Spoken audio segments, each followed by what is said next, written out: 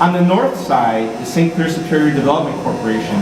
My wife is on the board of that group. I'm on the board of Midtown Cleveland. And so we've seen a lot of the growth in the community through all the different activities that we participate in and that we volunteer for.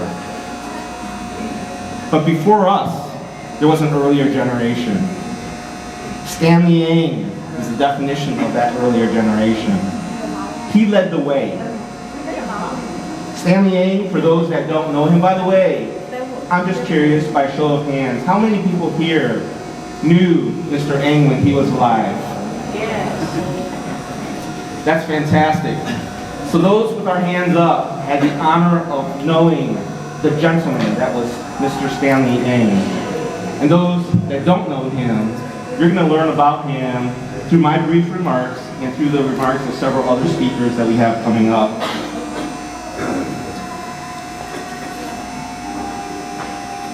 Stanley really helped to pave the way and was a role model and an influence for so many of us, especially my wife Lisa. As a young woman, she worked with Stanley on many different programs that we'll talk about shortly. As I mentioned, he was really the definition of a gentleman. He was always well dressed. I can't remember a single time where he wasn't wearing a tie. It doesn't matter if it was at church or at a social gathering or something more formal. He had a wonderful personality. He was gentle. More importantly, he cared. He cared deeply about this community. He cared deeply about the people in the community. He cared deeply about those that were less fortunate. And especially his passion and what he cared about were the elderly, the senior citizens in the community.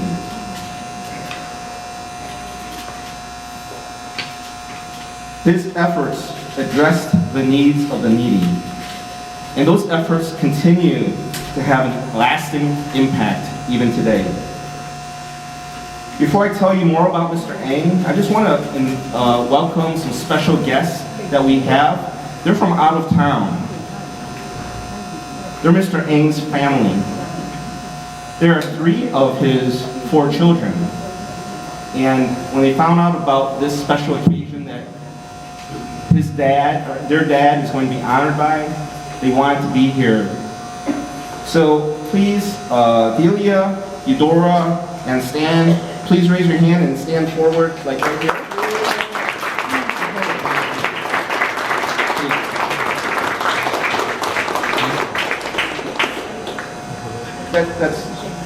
That's great. I just wanted everyone to know that they were here. They also have, Mr. Eng also had a daughter, Cynthia, who just could not make it. They traveled from Chicago, Los Angeles, and Columbus. So this was obviously an auspicious occasion, and they wanted to be here. So Mr. Eng, and that's how I always called him. He was always Mr. Eng to me when I was growing up. He was born in 1926, and he was a community pillar in this area. Back then, it wasn't Asiatown. Back then, it was just Chinatown. He was a modest and soft-spoken man. He took a quiet but impactful approach to community change. Before he served those in this community, he also served this country. He was a U.S. Army veteran. He served in World War II, and he also served in the Korean War. He earned his chemistry degree from Rutgers University. And in this community, that's where we see his lasting impacts. And I'm going to go through those. Again, everything that he did, it was not for himself. It was not because he knew he was going to get a sign dedicated to him. He did it behind the scenes. Again, because of his love and his caring for this community. He founded and led several organizations. The first that I'll mention is the Cleveland Chinese Senior Citizens Association. He was its first president, and that group and organization still exists today. He was best known for his work on behalf of the poor and the elderly residents in this area. He led efforts to establish an Asian Town Health Center. In fact, up until a couple years ago, that facility was right upstairs from this very building. It was because of his efforts, his recognition that the elderly in this community needed language-appropriate help in medical services, and he made sure that that was available. He also organized the Chinese Newcomers Service Center, providing just a wealth of services to the community. Mr. Eng also spearheaded efforts to provide the much-needed housing for elderly Chinese residents.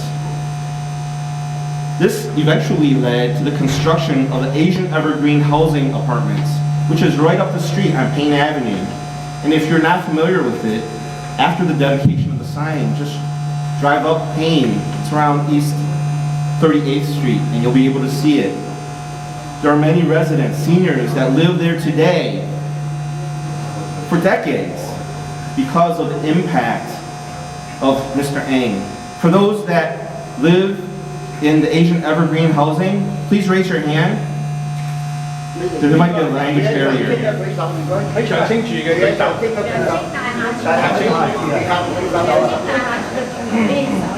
Needless to say, they're here and they're appreciative of the work that Mr. Eng did.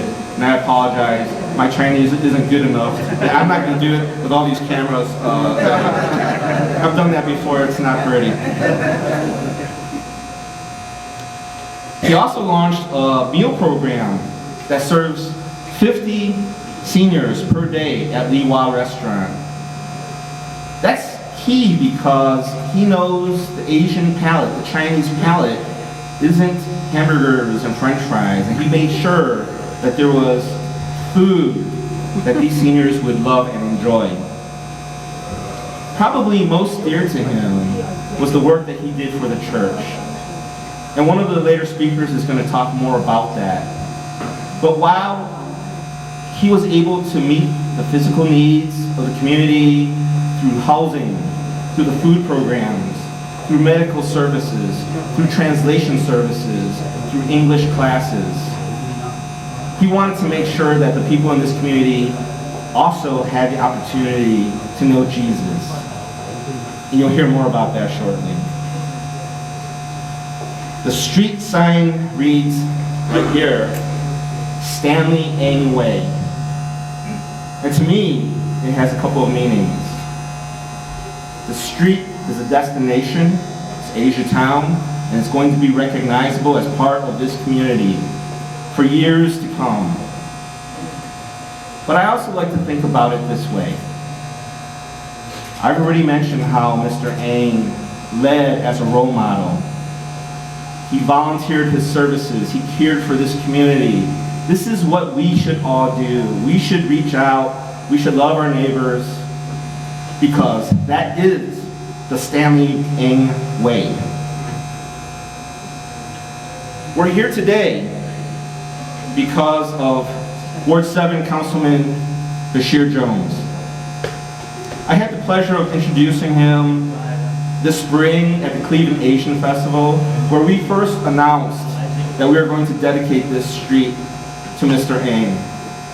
And we're here today because the street signs are up, and we're here to celebrate as a community. So thank you very much, Bashir.